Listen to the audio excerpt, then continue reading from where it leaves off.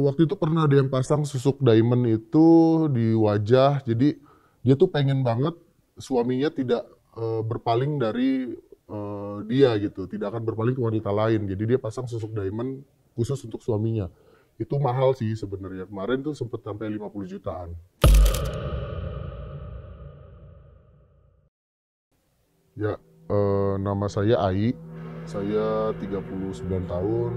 Pekerjaan saya bisnismen.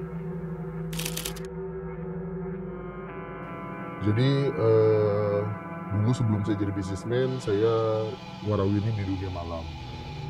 Banyak punya teman cewek-cewek malam, sampai artis-artis juga saya banyak kenal. Waktu itu saya pernah kenal sama seorang cewek, teman saya, dia teman. Dia itu auranya terlihat sekali terpancar. Di antara cewek-cewek lain tuh dia paling berkilau gitu. Kok ini ada yang beda dengan si teman saya ini? Setelah saya tanya-tanya, dia kasih tahu rahasianya kalau dia tuh pasang susuk. Seperti itu.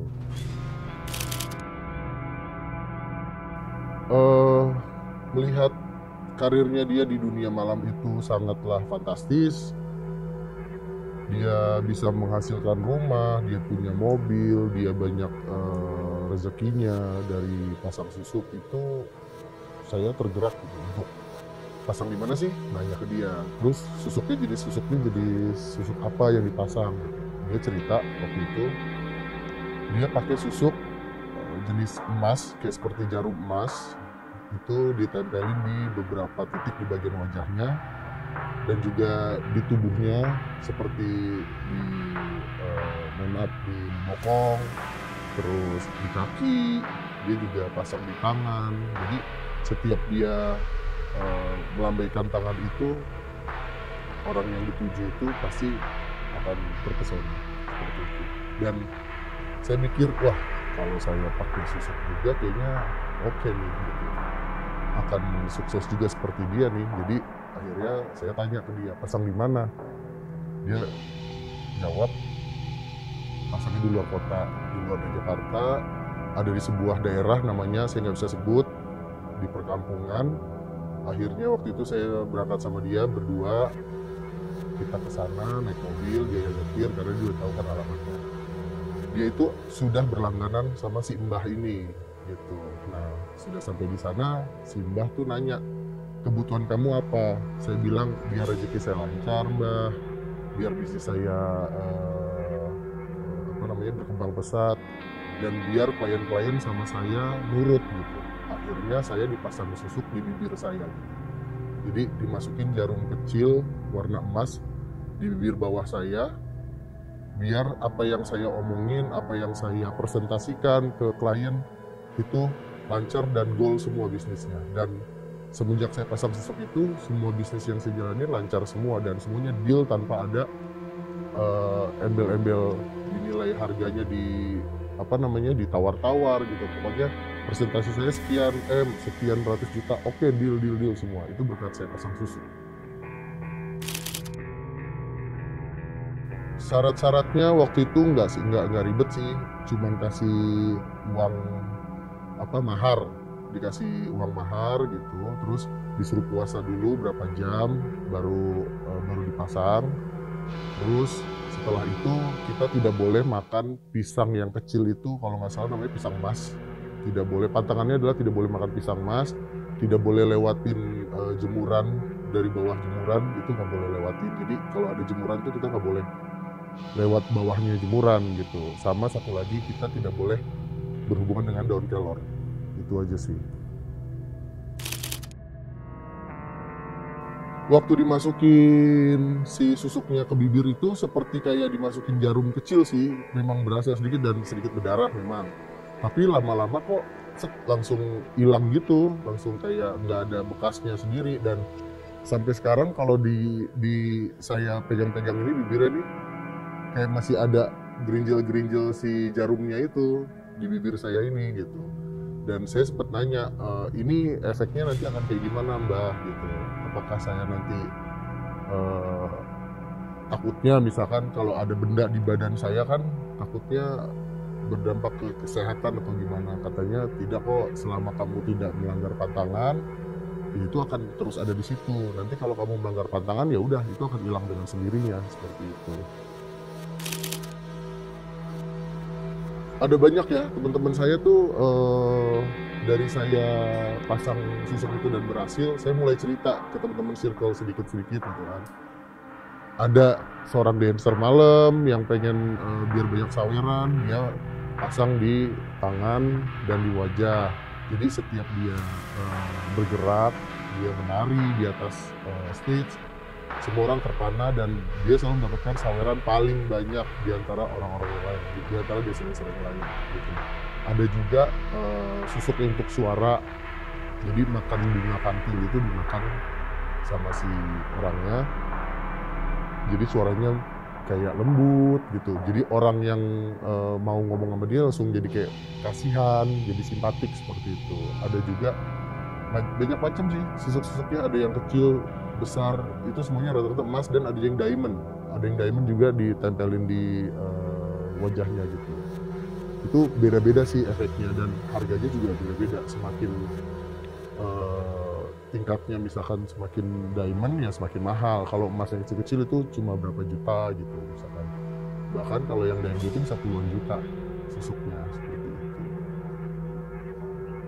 Kalau saya waktu itu tahun 2013 kalau nggak salah itu sudah 2,5 juta yang emas yang kecil banget tuh. Tapi menurut saya ya ini kayak awalnya saya nggak percaya kan, cuman kayak ya udahlah, ibaratnya apa, siapa tahu berhasil gitu, nggak apa-apa lah keluar duit sekian, tapi ternyata bener efeknya, saya bisa mengeruk uang lebih dari yang saya keluarin gitu. Waktu itu pernah ada yang pasang susuk diamond itu di wajah, jadi dia tuh pengen banget suaminya tidak berpaling dari dia gitu, tidak akan berpaling ke wanita lain, jadi dia pasang susuk diamond khusus untuk suaminya. Itu mahal sih sebenarnya, kemarin tuh sempet sampai 50 jutaan, dan kagetnya adalah diamondnya itu lumayan besar tapi kok bisa masuk ke mukanya gitu, seperti kayak diusap seperti gitu aja, diusap hilang gitu. Jadi kayaknya di mukanya itu ada ya beda aja, pokoknya udah keren banget deh itu si mbahnya itu gitu. Terus efeknya adalah ya udah suaminya makin sayang sama dia, apa yang dia pengen dikasih. Terus sampai sekarang rumah tangganya harmonis, jauh dari pelakor gitu. Dia sih ngomongnya gitu sih. Kalau fisik nggak ada ya, kalau fisik paling cuma yang tadi saya bilang tadi, kalau kadang-kadang kalau lagi mainin bibir nih kayak masih ada kayak jendol-jendolan di dalamnya tuh masih kayak ada jarum-jarum kecil gitu, tapi ya udah tidak ada di masalah kesehatan sih. Untuk karir saya bisa jadi lebih meningkat, bisa jadi lebih sukses, project-project saya berjalan lancar. Kalau dulu tuh sebelum pasang susuk, project saya banyak yang mandat, banyak yang ditolak, apalagi banyak yang tidak setuju dengan harga yang saya tawarkan. Jadi ya semenjak pasang susuk semuanya berjalan lancar gitu sih. Nah, dari keberhasilan pasang susuk ini kan teman ke teman ya. Jadi saya pasang susuk dari teman, dikenalin. Saya juga kenalin nih ke teman saya satu. Lama-lama nyebar. Si Ai punya kenalan mbah yang bagus tuh buat pasang susuk, atau nggak macam-macam susuk nih. Nggak cuma susuk sih, dia si mbah itu bisa juga yang kayak nyari orang hilang, terus kayak buat apa namanya pengasihan, buat rezeki lancar juga, buka aura, mandi segala macam, dia si mbah bisa juga. Tapi spesialis susuk waktu itu saya datangnya buat pasang susuk. Saya selalu ngenalin dia tuh, bawa teman-teman yang saya kenal tuh, yang saya pikir wah ini kesian nih kalau dia karirnya lagi merosot, saya ajak gitu. Jadi kan banyak tuh teman-teman yang cerita, kak gue lagi susah nih kerjaan gue lagi begini, gue lagi nggak ada jadwal syuting nih, gue udah lagi nggak laku nih, ada bintang baru nih, ada artis baru, ya udah mau gue kenalin gak ke mbah ini gitu. Ya udah kita kesana yuk, datang dah kesana. Dari sana tuh ada yang ritualnya sampai dimandiin, ditelanjangin, terus dimandiin. Lama-lama dia tuh langsung dapat stripping. Abis dari mandi itu dia langsung dapat stripping. Kak gila, Simbah manjur banget ya, keren banget nih, gue langsung dapat stripping nih berapa puluh episode gitu. Wah, dari situ dia ngomong lagi ke temennya yang lain-lain, temennya kenalin ke aku gitu kan. Ya udah, saya bawa lagi dari sana ke Simbahnya lagi. Ya begitu terus, lama-lama sampai puluhan temen sih yang udah pada kesana. Dan Simbahnya ya memang kalau saya kesana tanpa diminta pun, tanpa saya ngasih uang apa segala macam, saya pasti dikasih kayak mandi juga atau buka aura juga gitu-gitu.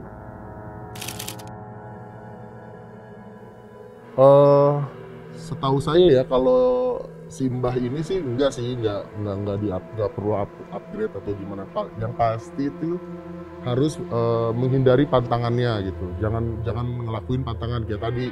Jangan jalan di bawah jemuran, jangan makan pisang emas, jangan kena daun kelor apa segala macam. Tapi kalau kan saya juga perbandingan nih antara mbah yang satu dan mbah yang lain. Kalau mbah yang lain tuh agak-agak ribet gimana gitu. Jadi misalkan kalau 3 bulan sekali harus datang lagi, mandi lagi, harus dibuka lagi auranya, harus makan ini, makan itu, terus harus ada baca-bacaannya segala macam. Sama kalau tiap malam Jumat suruh mandi jeruk purut. Jadi jeruk purut tuh diperes, air jeruk purut itu kasih kembang 7 rupa tuh mandi tuh tiap malam Jumat. Kalau mbah yang itu begitu, tapi kalau mbah yang saya tuh nggak ribet sih. Jadi enaknya di situ. Kita kalau memang lagi berhasil, lagi punya rezeki banyak, ya datanglah main ke tempat Simbah, bawain atau kasih amplop, bah nih makasih ya kemarin udah oke gitu. Tapi kalau mbah-mbah yang lain tuh saya lihat itu kayak banyak ribetnya gitu. Jadi orang udah males ya kalau ribet-ribet gitu, pasang susuk udah sakit apa segala macam, keluar duit, ada patangan lagi ini potong ayam lah apalah segala macam, itu sih yang terlalu kampung ya kalau menurut saya gitu. Terus ada lagi teman saya tuh punya guru spiritual, jadi tuh dia menclok-menclok gitu, maksudnya berpindah-pindah ke guru-guru spiritual, termasuk ke mbah yang saya punya nih.